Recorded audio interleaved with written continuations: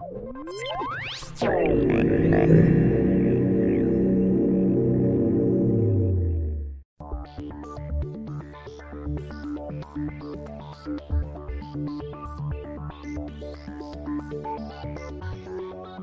cher Résis, on se retrouve juste après notre test de Ghost Chaser Densei pour te poser quelques questions.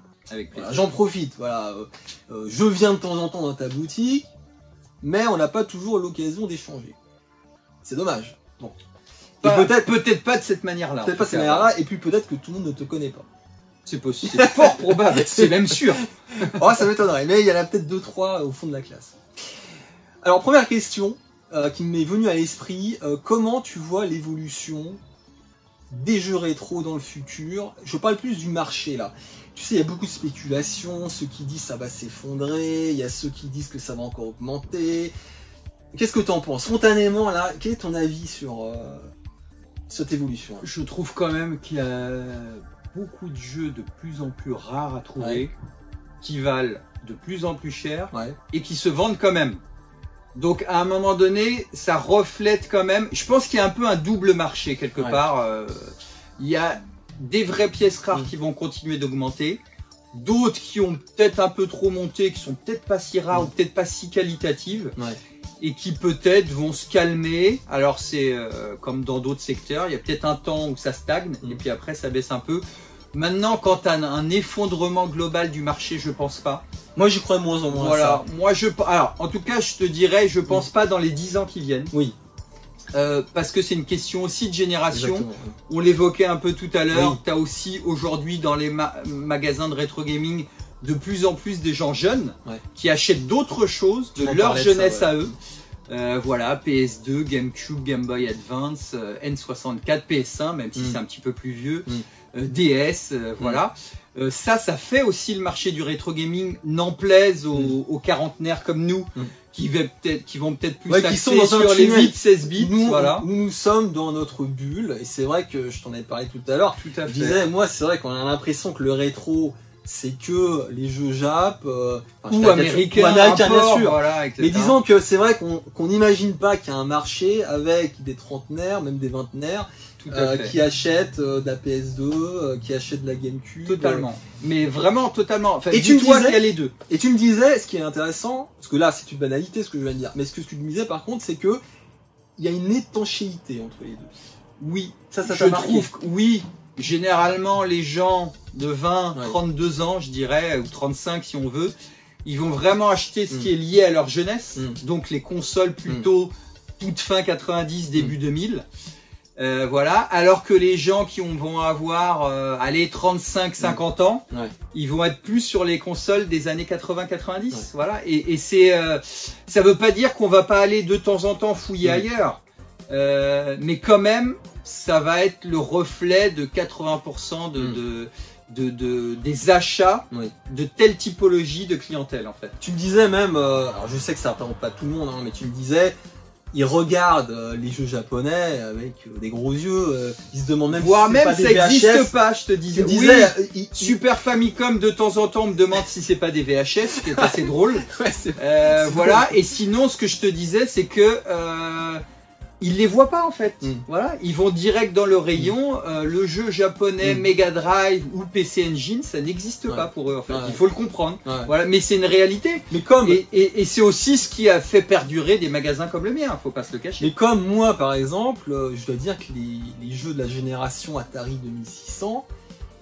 Totalement. Ça ne m'intéresse pas du tout. Et c'est pire que ça. Je vais même pas avoir la curiosité de voir. C'est un très bon exemple. Voilà. Et je vais vendre beaucoup moins ce type de jeu à des gens qui ont plus ou moins 50 ans. C'est ça. Voilà, c'est une réalité. Vectrex, c'est pareil. ColecoVision. Enfin voilà, toute cette génération, parce qu'eux, ils ont connu. Quand t'as pas connu, t'as pas beaucoup d'intérêt. Et surtout qu'en plus, bon, ça c'est peut-être plus subjectif, mais je trouve qu'il y a quand même une barrière, même technique, à revenir, et c'est vrai pour les jeunes aussi. Moi ça m'avait frappé, il y a un YouTuber, je vais pas citer et qui disait que il avait montré Chrono Trigger à un jeune d'aujourd'hui et texto il a dit c'est moche. Et c'est choquant pour moi parce que c'est choquant parce que parce que c'est pas nos habitudes, mais moi je vais même aller plus loin. J'ai des gens qui me disent « Ah ouais, je vais jouer avec mes enfants ». Éventuellement, ils jouent un peu, le plaisir est là. Par contre, sur l'objet, zéro affect, rien à faire. Rien à foutre même, on peut le dire. Donc, les collections ne vont pas se transmettre par contre de parents à enfants. C'est la question que j'allais te poser. Et moi, c'est pareil, j'ai 3 enfants. Pas à la transmission.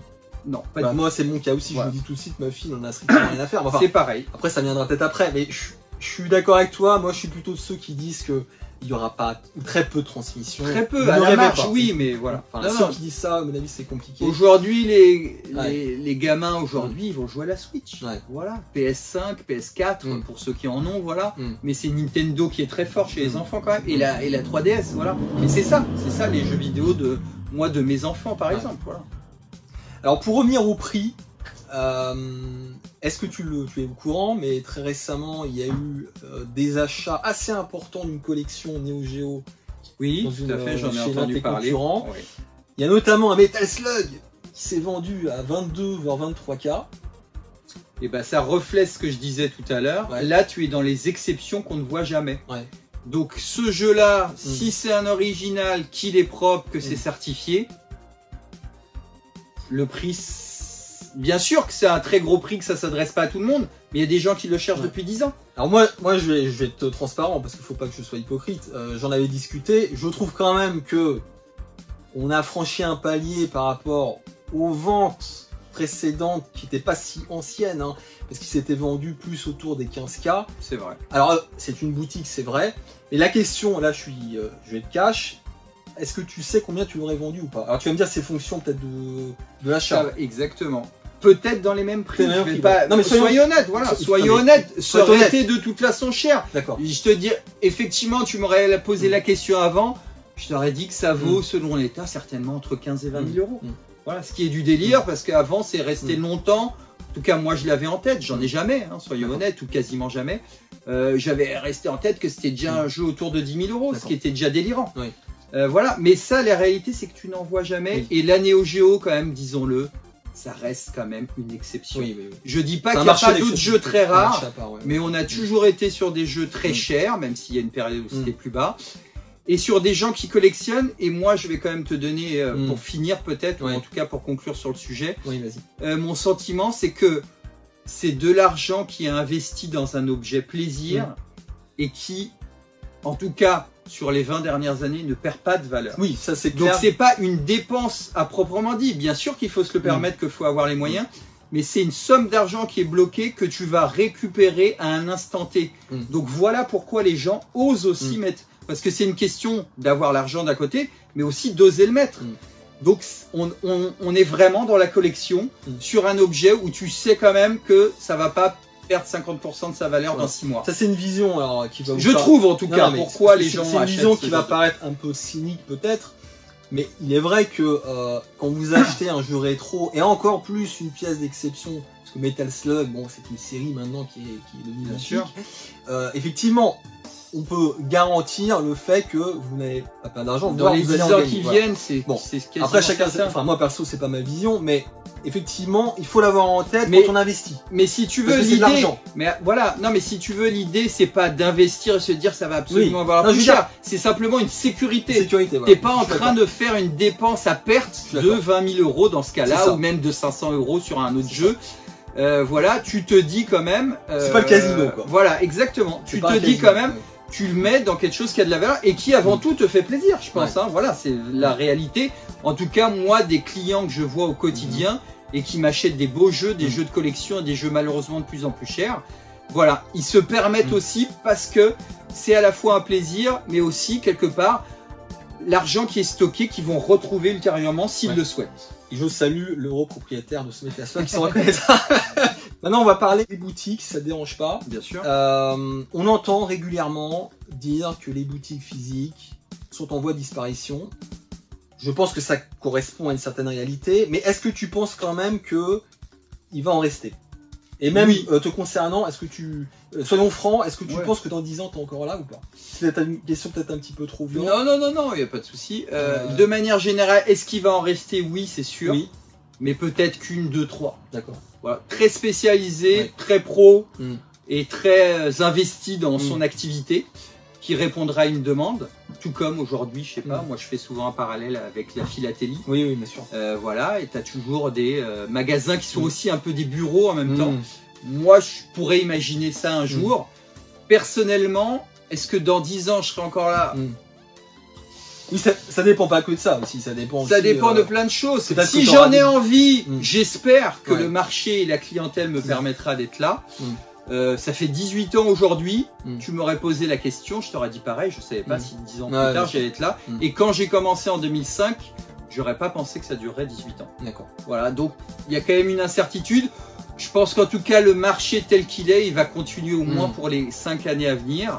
Après, la survie d'un magasin, on en parlait un peu tout à l'heure, en tout cas la vie d'un magasin, parce que le terme est exagéré, c'est quand même avant tout la gestion, de savoir récupérer aussi du stock, ce qui est difficile des jeux. On en parlait, d'être dans des prix cohérents aussi, parce qu'il faut pas croire, un jeu qui est hors cote, il se vend pas non plus.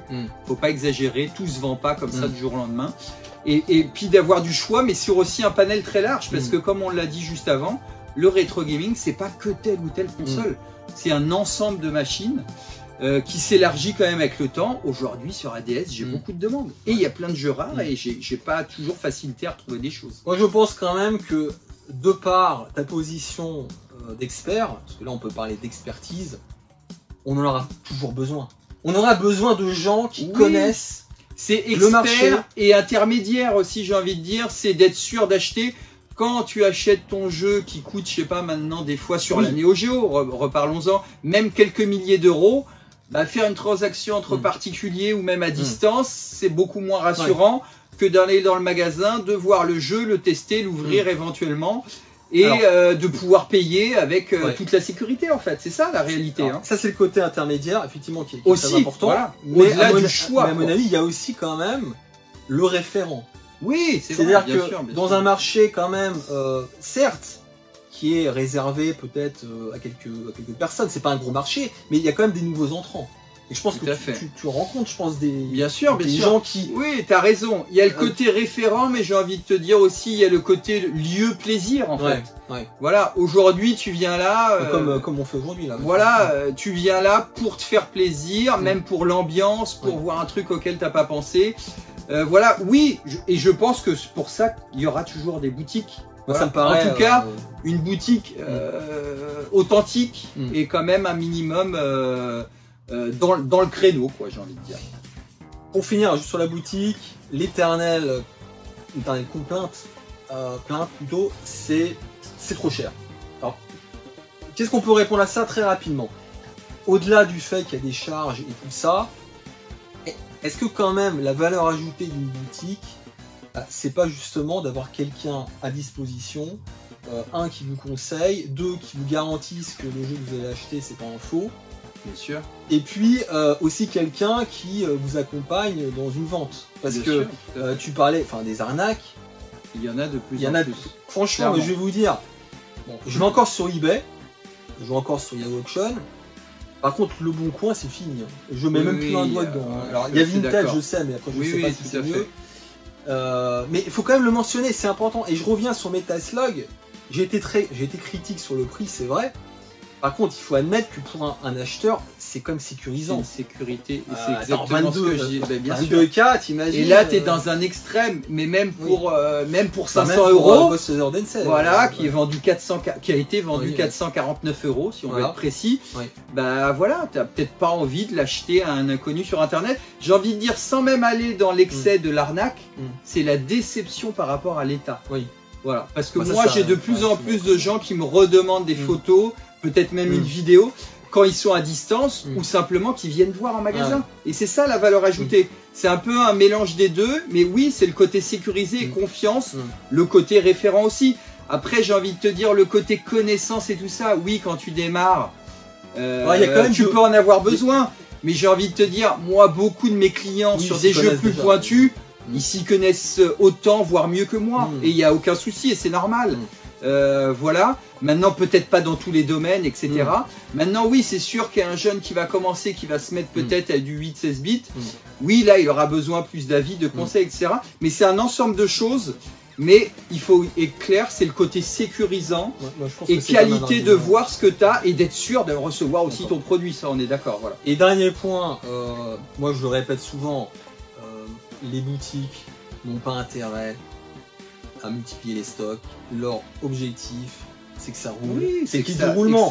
Donc c'est pour ça que je réponds juste aux gens qui disent oui, c'est la spéculation. Moi, je suis clair avec vous. Je suis persuadé que les boutiques jouent un rôle minoritaire dans la hausse des prix. C'est d'abord la hype, c'est d'abord un jeu qui est mis en avant, peut-être même par nous quelque part. Ça va attirer l'attention. Il y a de plus en plus de gens qui veulent l'acheter. Et c'est pas la boutique qui spontanément va afficher un prix un petit peu de façon arbitraire. Je partage totalement ton avis. Mais ça, c'est un truc que je dis. Non, mais voilà. Je dis pas bien sûr.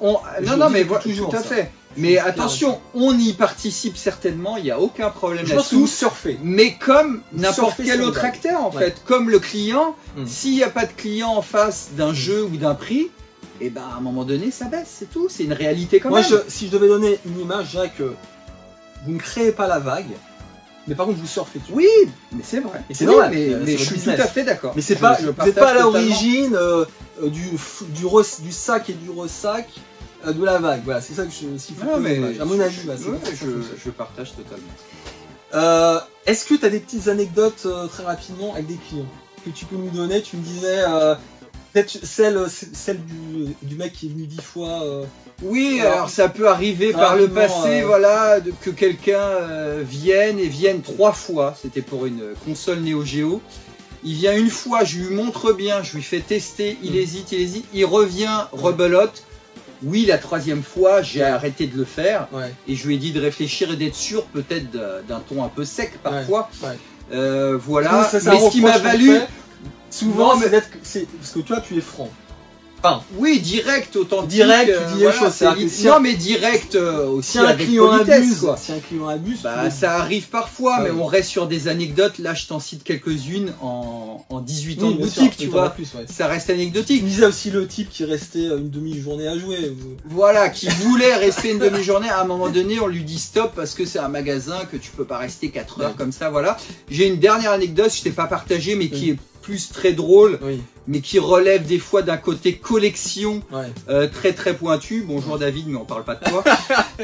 Voilà, c'est un ancien client qui effectivement lui restait très longtemps et qui sortait pour voir l'état des CD à la lumière et qui le regardait pendant quelques minutes. Il serait capable de faire ça, David. Donc voilà, je me disais effectivement... oui, là c'était très pointu et en réalité ils étaient très sympas et on en rigolait même, mais c'est dans l'excès, voilà, dans ces cas-là. C'est une petite anecdote de parcours.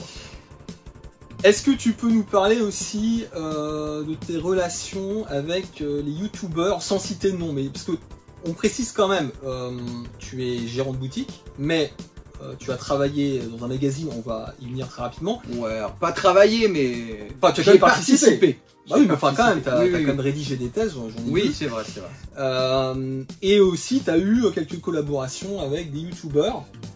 Qu'est-ce que t'en gardes comme souvenir? Très bon, très sympa, mais très sympa. Quelques vidéos dans lesquelles vraiment, et de manière générale, les gens étaient assez pros ou en tout cas vraiment authentiques et essaient de bien faire les choses. Non, vraiment, dans l'absolu, c'est très bien passé. Mais ces dernières années, j'ai pas particulièrement fait. Non, voilà, on le fera peut-être plus et tant mieux, mais c'est avant tout une question de feeling et d'envie. Donc ça, par rapport, voilà, aux youtubeurs, tu me verras pas. Concernant le magazine, on parle de Retro Game. Oui, Retro Game, Voilà, avec Stéphane qui faisait le magazine Retro Game. C'est de là que vient le nom de la boutique. D'accord. Donc c'est vraiment ancien, on parle du début des années 2000. Et effectivement, j'avais participé au numéro 4 qui avait été financé par la boutique et dans lequel j'avais fait des tests. Et où j'avais testé notamment le Iron Commando, qui est un peu un jeu dans le même esprit que le Ghost Chaser dont on vient de parler, un petit peu méconnu et qui méritait aussi un peu de lumière dessus. Donc voilà, ça c'était ma participation, mais c'était exceptionnel et un peu anecdotique, on va dire. D'accord. Bah écoute Régis, encore merci. Eh ben merci à toi. Pris du temps et puis j'espère à la prochaine. À très bientôt. À bientôt. Ciao. Ciao.